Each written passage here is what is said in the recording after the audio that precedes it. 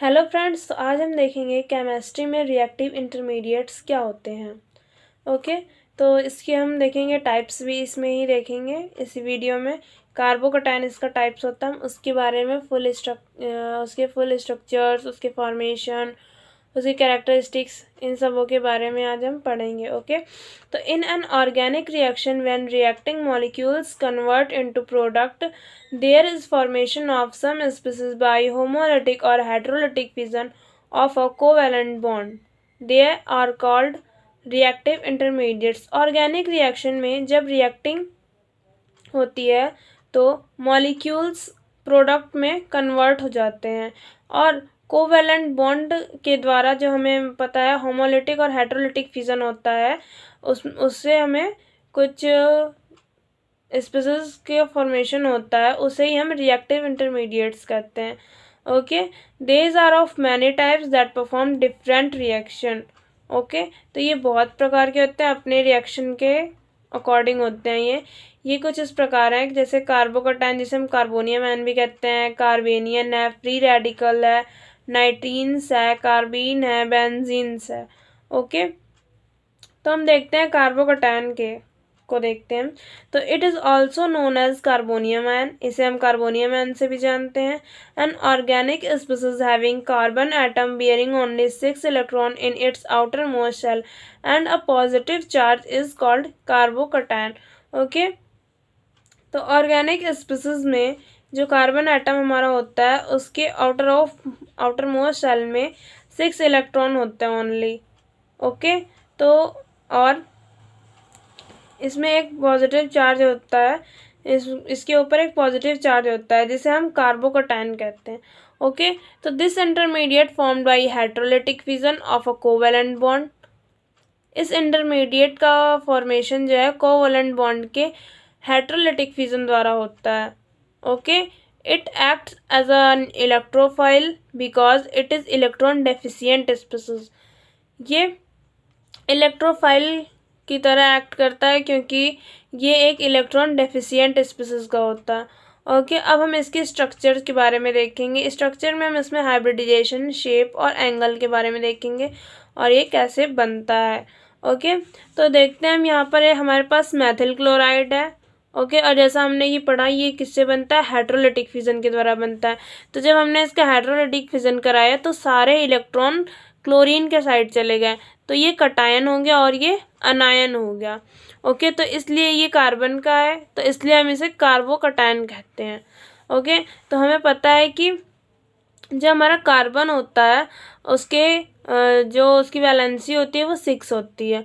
Okay, और इसका जो है कि जब हम इलेक्ट्रॉनिक विन्यास देखते हैं तो इसका 1s2 2s2 2p² होता है। जब हम कार्बन को देखते हैं तो गैसेस स्टेट में इस प्रकार होता है कि इसमें इसके एस ब्लॉक में तो 2 इलेक्ट्रॉन्स होते हैं, पूरे कंप्लीट होते हैं, लेकिन इसके पी ब्लॉक में 1 इलेक्ट्रॉन की कमी होती है। जब ये एक्साइटेड हो जाता है, जब ये एक्साइटेड स्टेट में चला जाता है, तो इसका 1 इलेक्ट्रॉन जो इसका एस ऑर्बिटल में होता है वो पी इलेक्ट्रॉन में चला जाता है, जिससे इनके बीच संक्रमण होता है, संकरण होता है, जिससे हाइब्रिडाइजेशन का निर्माण होता है। इसमें sp², एक तो s ऑर्बिटल का होता है और 2 p ऑर्बिटल के होते हैं, तो इससे ये sp² हाइब्रिडाइजेशन बनाता है। और इसकी शेप आप देख सकते हैं ट्रायंगुलर होती है, ट्रायंगुलर प्लेनर होती है इस प्रकार से। ओके, और इनके बीच 120 डिग्री का एंगल होता है। ये हमारा अनहाइब्रिड p ऑर्बिटल हो गया जो कि एम्प्टी होता है। ओके, तो ये हमारी कार्बोकैटायन की स्ट्रक्चर हो गई। अब हम इसके टाइप्स को देखेंगे। ओके, तो इसके टाइप्स कुछ इस प्रकार हैं। ये 3 टाइप्स के होते हैं कार्बोकैटायन: प्राइमरी, सेकेंडरी और टर्शियरी। 1 डिग्री, 2 डिग्री और 3 डिग्री। प्राइमरी कार्बोकैटायन में हम देखेंगे when 1H ion replace by R group it is called 1 degree primary carbocation. जब एक हाइड्रोजन आयन को हम एल्किल यानी कि R ग्रुप के द्वारा रिप्लेस करते हैं तो प्राइमरी कार्बोकैटायन यानी कि 1 डिग्री कार्बोकैटायन हम उसे कहते हैं। तो ये देख सकते हैं आप, यहाँ पर मैंने एक H यहाँ पर होता है जिसे मैंने एल्किल ग्रुप R के द्वारा रिप्लेस कर दिया, तो ये 1 डिग्री कार्बोकैटायन हो गया। ओके, हम इसी तरह देखते हैं सेकेंडरी कार्बोकैटायन में।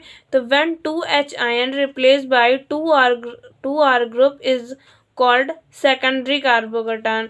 ओके, जब हम इसी तरह प्रकार जब हम 2H को 2 एल्किल ग्रुप के द्वारा रिप्लेस करते हैं तो ये सेकेंडरी कार्बोकैटायन यानी कि 2 डिग्री कार्बोकैटायन बन जाता है। उसी प्रकार टर्शरी कार्बोकैटायन में when all H replaced by R group is called 3rd degree यानी कि टर्शरी कार्बोकैटायन। जब हम उसके सभी जो है कि सभी हाइड्रोजन्स को R ग्रुप के द्वारा जो है रिप्लेस कर देते हैं तो वो हमें टर्शरी यानी कि 3 डिग्री के रूप में प्राप्त हो जाता है। अब हम इसकी स्टेबिलिटी के बारे में देखेंगे। ओके, स्टेबिलिटी में हम इसमें 3 देखेंगे, 3 प्रकार से इसकी स्टेबिलिटी देखेंगे। एक इंडक्टिव इफेक्ट के द्वारा, एक हाइपर कंजुगेटेड इफेक्टिव के द्वारा, एक रिजोनेटिंग इफेक्ट के द्वारा। तो इंडक्टिव इफेक्ट में हम देखते हैं कि जब इसमें प्लस इंडक्टिव इफेक्ट यानी कि जब इसमें प्लस इंडक्टिव इफेक्ट होता है तो ये इसकी जो वैल्यू होगी वो इंक्रीज हो जाएगी, जो इसकी स्टेबिलिटी होगी वो इंक्रीज होती जाएगी। एक माइनस इंडक्टिव इफेक्ट होता है जिसके कारण ये डिक्रीज होता जाएगा।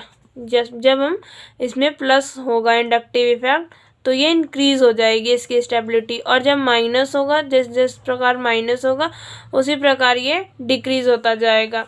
जैसे एग्जांपल में हम देख सकते हैं ये मेथिल ग्रुप हो गया हमारा, ये 1 डिग्री है, ये 2 डिग्री और ये 3 डिग्री है। ओके, तो इसमें हम देखते हैं कि जो हमारा 3rd डिग्री वाला कार्बोकैटायन होता है यानी कि टर्शरी होता है वो मोर स्टेबल होता है, और जो हमारा मेथिल होता है वो लीस्ट स्टेबल होता है। इसी प्रकार हमने ये वाला भी एग्जांपल देखा। इसी प्रकार ये मेथिल है और ये CCl3 है, ये HCCl2 है और ये हमारा 3rd डिग्री का है, 1st डिग्री का है। ओके, तो इसमें भी देखेंगे ये जो है कि हमारा पहले ये वाला आएगा, उसके बाद ये आएगा, उसके बाद हमारा 3rd आएगा, उसके बाद हमारा 2nd आएगा। ओके, तो पहले मेथिल फिर फर्स्ट डिग्री होगा यानी कि ये वाला 1st डिग्री होगा, और फिर 2nd डिग्री होगा, और फिर 3rd डिग्री का होगा। अब हम इसके हाइपर कंजुगेटेड इफेक्ट के बारे में देखेंगे। तो more hyperconjugation is more carbocation, जिसकी सबसे ज़्यादा हाइपर कंजुगेशन स्ट्रक्चर बनेगी वो सबसे ज़्यादा मतलब कि मोर कार्बोकैटायन होगा, वो सबसे ज़्यादा स्टेबल होगा, और more will be stability of carbocation. Okay, तो इसमें हम देख सकते हैं कि यहाँ पर 3 अल्फा हाइड्रोजन है। ओके, यहाँ पर 2 अल्फा हाइड्रोजन है, यहाँ पर एक भी अल्फा हाइड्रोजन नहीं है, और यहाँ पे 9 अल्फा हाइड्रोजन है। तो हम देख सकते हैं कि जो हमारा 4th है वो सबसे ज़्यादा मतलब मोर स्टेबल है, क्योंकि इसमें सबसे ज़्यादा अल्फा हाइड्रोजन्स हैं। ओके, उसके बाद हमारा आएगा 1st वाला क्योंकि इसमें 3 है, उसके बाद हमारा 2nd आएगा क्योंकि इसमें 2 है, और उसके बाद हमारा लीस्ट आएगा यानी कि जिसके पास एक भी अल्फा हाइड्रोजन नहीं है यानी कि नो अल्फा हाइड्रोजन। अब हम इसके रिजनेटिंग इफेक्ट के बारे में देखेंगे। तो रिजनेटिंग इफेक्ट में जितना ही जिसका रिजनेटिंग इफेक्ट इंक्रीज होगा वो उतना ही स्टेबल होगा, और जिसका माइनस जो है कि मतलब कि जिसकी जितनी कम रिजनेटिंग इफेक्ट रहेगा, रिजनेटिंग स्ट्रक्चर होगी, वो उतना ही डिक्रीज होता जाएगा। ओके, अब हम देखेंगे कि यहाँ पर मैंने एक बेंजिल कार्बोकैटायन लिया है, एल्किल कार्बोकैटायन लिया और एक एन प्रोपिल कार्बोकैटायन लिया। इसमें इसकी 4 जो है कि रिजनेटिंग स्ट्रक्चर बनती हैं, हमारी रेजोनेंस स्ट्रक्चर इसकी 2 बनती हैं, और इसकी एक भी रिजनेटिंग स्ट्रक्चर यानी कि रेजोनेंस नहीं बनता है।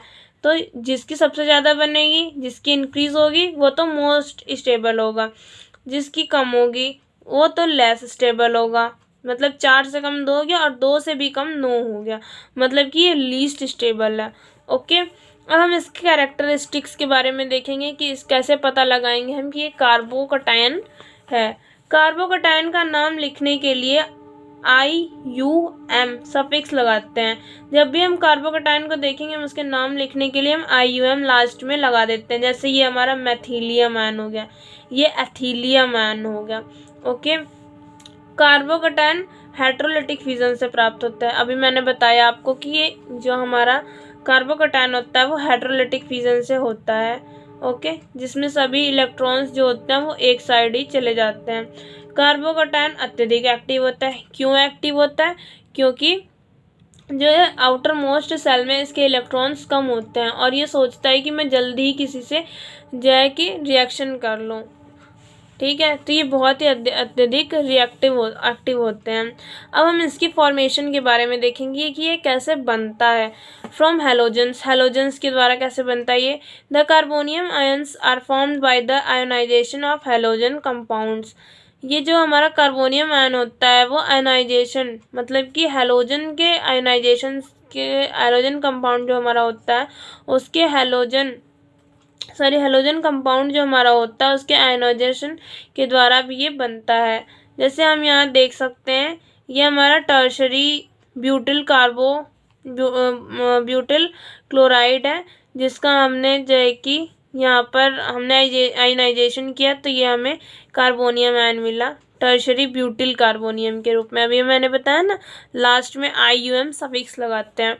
अब हम अल्कोहल के द्वारा देखेंगे तो ये हमारा बनता है एथिल अल्कोहल का हेटेरोलिटिक फिजन होने पर ऑक्सीजन की इलेक्ट्रोनेगेटिविटी ज़्यादा होने के कारण दोनों बॉन्डिंग इलेक्ट्रॉन ऑक्सीजन पर चले जाते हैं, जिससे हमें एथिल कार्बोकैटायन ये इधर चला गया, हेटेरोलिटिक फिजन हुआ हमारा, तो ये हमारा एथिल कार्बोकैटायन बन गया।